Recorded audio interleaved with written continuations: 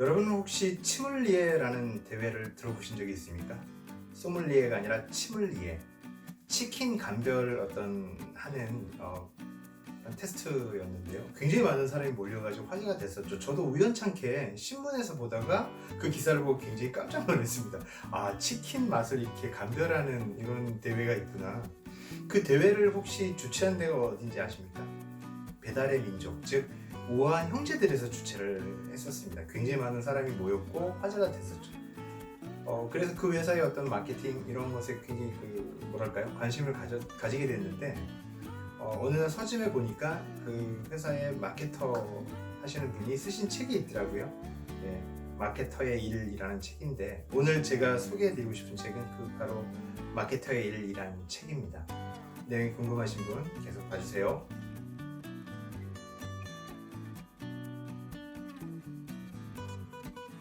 여러분 안녕하세요. 영업인의 독서 31번째 시간입니다.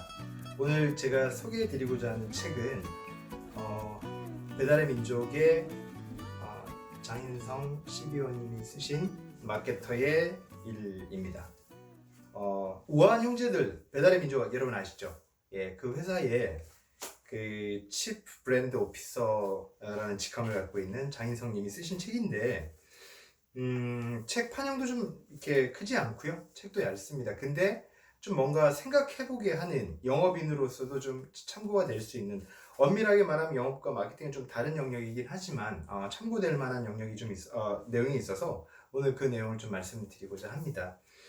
세 가지 정도를 제가 얘기해 드리고자 하는데요. 첫 번째는 타겟을 좁혀라 라는 말씀을 드리고 싶어요. 타겟을 좁혀라. 마케터의 일을 이렇게 설명한 이 내용들 중에 보면 마케팅을 하는 데 있어서 그 마케팅의 대상을 어디로 할 건지에 대한 내용들을 얘기하거든요. 그 내용을 한번 제가 말씀드리고자 합니다. 2장 마케터의 기획력에 보면 첫 번째 꼭지가 누구에게 팔까라는 내용이거든요. 거기에 보면 이런 대목이 있습니다. 한번 제가 읽어보겠습니다. 73페이지에 이런 내용이 있습니다. 타겟을 좁게 잡는 건 두렵죠.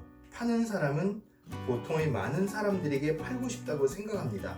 하지만 보통 사람이란 건 없어요. 환상 속의 존재인지도 모릅니다. 통계를 보고 있으면 보통 사람이란 이런 사람이다 라고 정의할 수 있을 것 같지만 그 보통은 보통이 아니라 평균일 뿐입니다. 어린이들과 노인들만 있는 마을 사람들의 나이를 평균 내보면 청장년으로 나올 거잖아요. 요 대목이 참 저는 와닿았던 것 같아요. 그때 읽으면서 막 밑줄을 쳤던데 그 말 무슨 말씀이냐면 평균은 보통이라는 건 없다는 거죠.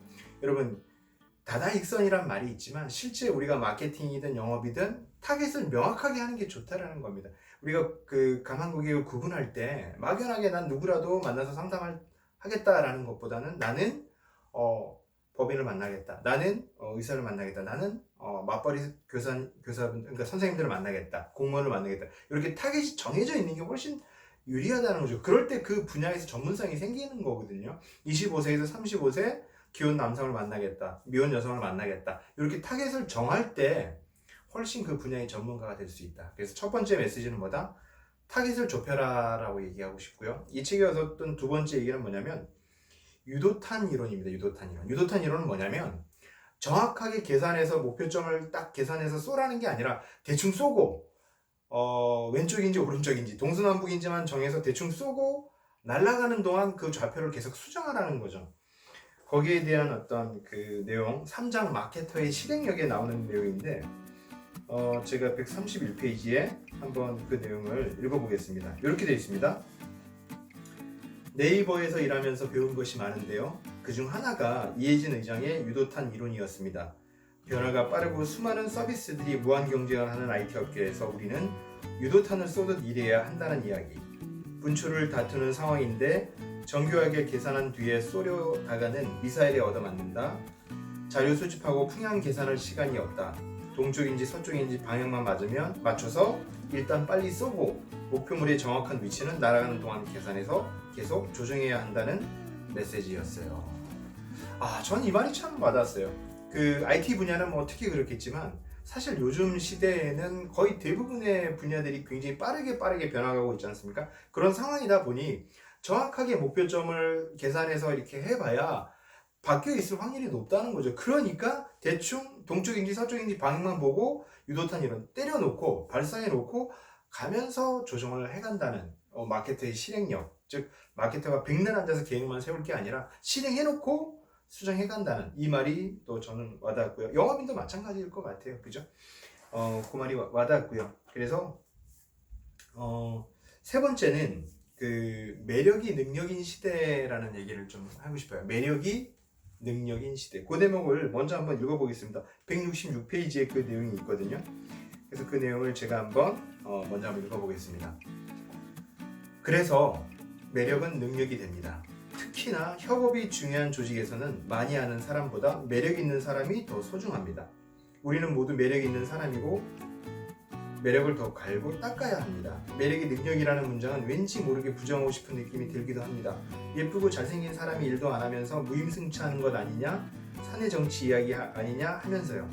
매력에는 예쁘고 잘생긴 것 말고 다른 것도 있어요.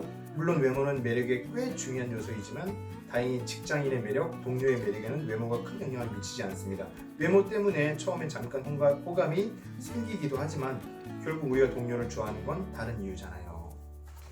이 대목이 굉장히 좀 와닿았습니다. 무슨 말씀이냐면 매력이 능력인 시대가 됐다라는 말은 여러분 이런 거예요. 제가 생각할 때 그 예전에 제 어떤 영상 중에 콜라보라는 걸 이제 강조하는 영상이 있는데 왜 그 스웨덴 핀란드였나요? 교육 시스템을 얘기하면서 이제 강조하는 게 뭐다? 뭐 여러 가지 중에 하나가 콜라보레이션, 즉 협업하는 능력을 강조한다고 하거든요. 특히 여러분 회사 생활을 할 때, 사회생활을 할 때 협업이 굉장히 중요해진 시대가 되었습니다. 예전에는 내일 내가 하고, 그죠? 이런 시대였다면 이제는 어떤 미션을 수행하는 데 있어서 옆 사람과 다른 분야 사람과 어울리는 협업의 시대가 됐다는 거죠. 그랬을 때 뭐다? 협업을 잘하기 위해서는 내가 갖고 있는 능력보다 저 사람하고 일하고 싶어 하는 그 끌림이 중요한 거거든요. 그게 뭐다? 바로 매력이라는 거죠. 그래서 이런 시대, 협업의 시대 중요한 것 중에 하나가 뭐다? 바로 매력이 됐다는 겁니다. 오늘 저는 장인성 님이 쓰신 마케터의 일이라는 책을 소개해 드리고 있는데요. 세 가지를 다시 말씀드리면 첫 번째는 뭐다?